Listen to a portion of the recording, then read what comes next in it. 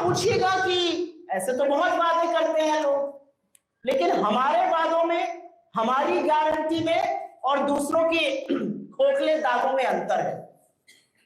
मैं आपको बताती हूं कांग्रेस का ब्यौरा महिला सशक्तिकरण के लिए। दिल्ली में हमारी सरकार थी, हमारी बेहद लोकप्रिय मुख्यमंत्री स्वर्गीय शीला दीक्षित जी।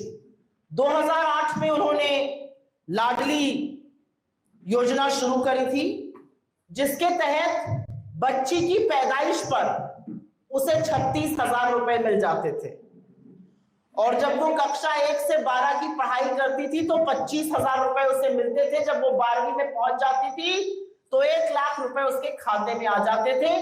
इससे उस बच्ची की शिक्षा, परिवारों को भी लगता था पढ़ाओ तो पैसा मिलेगा, और इसलिए दिल्ली का शिक्षा का स्तर बाकी जगहों से कहीं ऊंचा हुआ बच्चियों की शिक्षा के मामले में।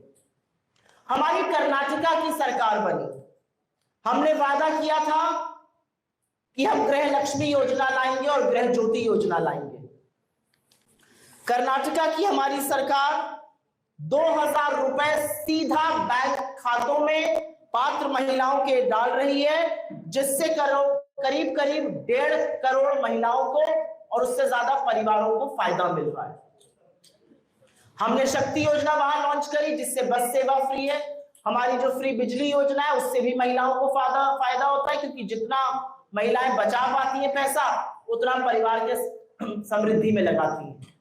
हमारी हिमाचल की सरकार 1,500 रुपए की प्यारी बहना सुख सम्मान योजना के तहत पात्र महिलाओं को देती है। हमारी तेलंगाना की सरकार महिलाओं के लिए फ्री बस सेवा, 500 का सिलेंडर और 200 यूनिट बिजली मुफ्त करती है, जिससे महिलाओं के हाथ में, महिलाओं के घरेलू बजट में कुछ पैसा बच सके। झारखंड की हमारी सरकार, हमारे घटक दल की सरकार 2500 की आर्थिक सहायता हमने सरकार बनते ही देना शुरू किया। पहले मात्र 1,000 रुपए दिया जाता था। हमने चुनाव में वादा किया था हमारी सरकार बनेगी, हम 2500 रुपए देंगे।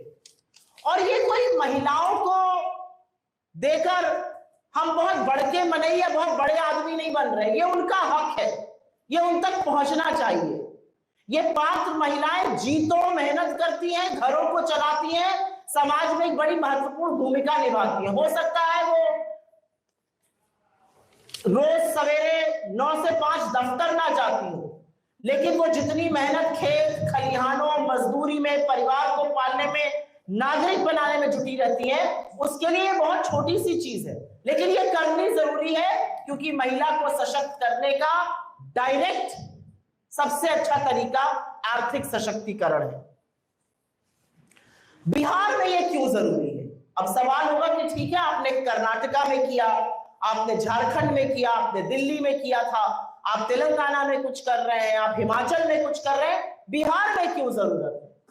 बिहार में इसलिए जरूरत है क्योंकि जो जातीय सर्वेक्षण यहां पे छपा था, उसमें कुछ बहुत जरूरी तथ्य सामने आए, और वो बिहार की आर्थिक बदहाली दिखाते हैं। वो दिखाते हैं कि महिलाएं उस आर्थिक तंगी से किस कदर जूझ रही है। असलियत यह है कि करीब करीब 94.5 लाख परिवार 6,000 रुपए से कम पर मासिक गुजर बसर करने को मजबूर है। 94.5 लाख परिवार मतलब 5 करोड़ से ज्यादा लोग महीने के 6,000 रुपए से कम कमा रहे हैं, और उसी में किसी तरह से अपनी गुजर बसर कर पा रहे हैं। इसी आंकड़े में आगे एक और चौंकाने वाला तथ्य आया। 82 लाख ऐसे परिवार हैं जो 10,000 रुपए से महीने में कम कमा रहे हैं, और उनकी आय मात्र 67 रुपए प्रतिदिन है। आज बिहार के पटना के एक अच्छे कैफे में कॉफी पीने चले जाइएगा तो 67 रुपए में शायद कॉफी भी नहीं आएगी। ये असलियत है। और परिवार भरण पोषण, खाना पीना, कपड़ा लत्ता, सब कुछ 67 रुपए रोज पे करने को मजबूर हैं। ये वो लोग हैं जो दिन 2 महीने के 10,000 कमाते हैं, जो महीने के 6,000 कमाते हैं, वो 40 रुपए पर अपने परिवार की गुजर बसर करने को मजबूर है। और इसीलिए हमें लगा कि महिलाओं की थोड़ी सहायता जरूरी है। इसलिए जरूरी है क्योंकि महिलाओं पर दोहरा मार पड़ रही है। महिलाओं पर दोहरी मार यह है कि घर के पुरुषों के पास, घर के बेटों के पास, जिनको एक वक्त की रोटी कम काट के पाला की नौकरी लग जाएगी बाबू की, उनकी नौकरी नहीं लगी, वो बेरोजगार है। और महिलाओं पर दोहरी मार इस बात की है कि महंगाई कमर तोड़ रही है और सबसे ज्यादा महंगाई का प्रभाव जो है वो महिलाओं पर होता है।